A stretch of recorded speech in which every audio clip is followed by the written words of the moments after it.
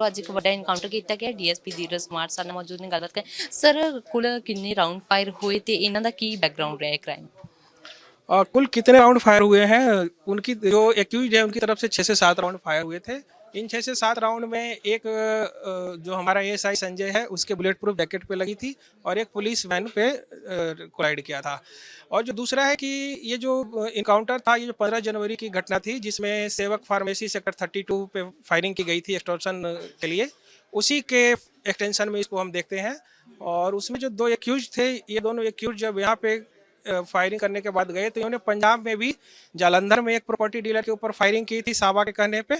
और इन्होंने मोहाली में एक पेट्रोल पंप पे एक 4 व्हीलर भी छीनने की कोशिश की थी। उसके बाद ये कल सुबह में इन्होंने चंडीगढ़ इंटर किया था कि और भी कहीं फायरिंग करनी थी या किसी दूसरे जगह पे ऐसी एक्टिविटी को अंजाम देना था। तो चूंकि हमारा जो सीक्रेट इन्फॉर्मेशन था उसके बेसिस पे हमने इन्हें पकड़ा तो इन्होंने पुलिस टीम पे ही रिटेलिएट किया। और बदले में जब पुलिस टीम ने भी उन पर फायरिंग की तो उनके जो दो मेन थे राहुल और रिक्की, इनके पैरों में गोली लगी और उनको हमने हॉस्पिटल में एडमिट कराया है और आगे फर्दर तफ्तीश की जाएगी इसमें। ਉਸਦੇ ਇਲਾਵਾ ਇੱਕ ਜੋ ਪਹਿਲਾਂ ਗ੍ਰਿਫਤਾਰੀ ਹੋ ਚੁੱਕੀ ਸੀ ਉਸ ਤੋਂ ਕਿੰਨੀ ਕੁ ਜਾਣਕਾਰੀ ਸਾਹਮਣੇ ਆਈ ਤੇ ਕਿਸ ਤਰ੍ਹਾਂ ਗੋਬਿੰਦਗੜ੍ਹ ਉੱਥੇ ਬੈਠ ਕੇ ਇਹਨਾਂ ਨੂੰ ਮੋਨੀਟਰ ਕਰਦਾ ਸੀ। हाँ, इसमें जो सबसे पहले जिस एक्यूज को हमने अरेस्ट किया था वो राहुल विस्ट है। राहुल विस्ट का ही एक प्रोमिनेंट रोल लॉजिस्टिक्स प्रोवाइड करने में इस केस में सामने आया है।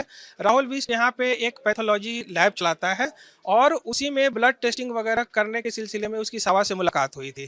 तो वो सावा के कांटेक्ट में कई सालों से है और अभी एक्सटॉर्शन रिलेटेड एक्टिविटीज़ में जैसे इन्फॉर्मेशन जुटाना है, बिल ऑफ फैमिली जो हैं जो पे कर सकती हैं एक्सटॉर्शन अमाउंट उनकी जानकारी देना, मोबाइल नंबर प्रोवाइड कराना, इसके अलावा जो ग्राउंड वर्कर्स हैं जो फायर कर सकते हैं ये सब प्रोवाइड कराने का काम राहुल विस्ट का ही है। और इनफैक्ट जो हमने इसके अलावा राहुल विस्ट का ड्रग्स का भी एक अच्छा नेटवर्क है।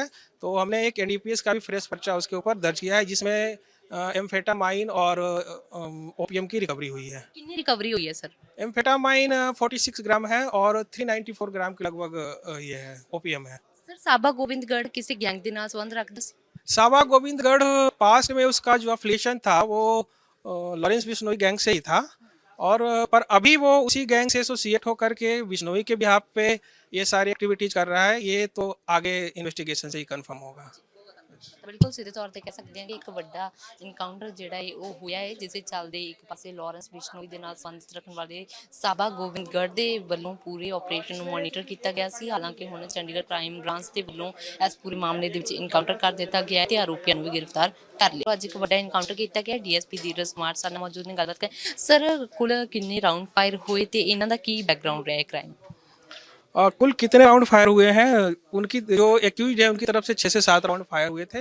इन 6 से 7 राउंड में एक जो हमारा एएसआई संजय है उसके बुलेट प्रूफ जैकेट पे लगी थी और एक पुलिस वैन पे कोलाइड किया था। और जो दूसरा है कि ये जो इनकाउंटर था ये जो 15 जनवरी की घटना थी जिसमें सेवक फार्मेसी सेक्टर 32 पे फायरिंग की गई थी एक्सटॉर्शन के लिए, उसी के एक्सटेंशन में इसको हम देखते हैं। और उसमें जो दो एक्यूज थे ये दोनों एक्यूज जब यहाँ पे फायरिंग करने के बाद गए तो इन्होंने पंजाब में भी जालंधर में एक प्रॉपर्टी डीलर के ऊपर फायरिंग की थी सावा के कहने पे। और इन्होंने मोहाली में एक पेट्रोल पंप पे एक 4 व्हीलर भी छीनने की कोशिश की थी। उसके बाद ये कल सुबह में इन्होंने चंडीगढ़ इंटर किया था कि और भी कहीं फायरिंग करनी थी या किसी दूसरे जगह पे ऐसी एक्टिविटी को अंजाम देना था। तो चूंकि हमारा जो सीक्रेट इन्फॉर्मेशन था उसके बेसिस पे हमने इन्हें पकड़ा तो इन्होंने पुलिस टीम पे ही रिटेलिएट किया। और बदले में जब पुलिस टीम ने भी उन पर फायरिंग की तो उनके जो दो मेन थे राहुल और रिक्की, इनके पैरों में गोली लगी और उनको हमने हॉस्पिटल में एडमिट कराया है और आगे फर्दर तफ्तीश की जाएगी इसमें। ਉਸਦੇ ਇਲਾਵਾ ਇੱਕ ਜੋ ਪਹਿਲਾਂ ਗ੍ਰਿਫਤਾਰੀ ਹੋ ਚੁੱਕੀ ਸੀ ਉਸ ਤੋਂ ਕਿੰਨੀ ਕੁ ਜਾਣਕਾਰੀ ਸਾਹਮਣੇ ਆਈ ਤੇ ਕਿਸ ਤਰ੍ਹਾਂ ਗੋਬਿੰਦਗੜ੍ਹ ਉੱਥੇ ਬੈਠ ਕੇ ਇਹਨਾਂ ਨੂੰ ਮੋਨੀਟਰ ਕਰਦਾ ਸੀ। हाँ, इसमें जो सबसे पहले जिस एक्यूज को हमने अरेस्ट किया था वो राहुल विस्ट है। राहुल विस्ट का ही एक प्रोमिनेंट रोल लॉजिस्टिक्स प्रोवाइड करने में इस केस में सामने आया है। राहुल विस्ट यहाँ पे एक पैथोलॉजी लैब चलाता है और उसी में ब्लड टेस्टिंग वगैरह करने के सिलसिले में उसकी सावा से मुलाकात हुई थी। तो वो सावा के कांटेक्ट में कई सालों से है और अभी एक्सटॉर्शन रिलेटेड एक्टिविटीज़ में जैसे इन्फॉर्मेशन जुटाना है, बिल ऑफ फैमिली जो हैं जो पे कर सकती हैं एक्सटॉर्शन अमाउंट उनकी जानकारी देना, मोबाइल नंबर प्रोवाइड कराना, इसके अलावा जो ग्राउंड वर्कर्स हैं जो फायर कर सकते हैं ये सब प्रोवाइड कराने का काम राहुल विस्ट का ही है। और इनफैक्ट जो हमने इसके अलावा राहुल विस्ट का ड्रग्स का भी एक अच्छा नेटवर्क है।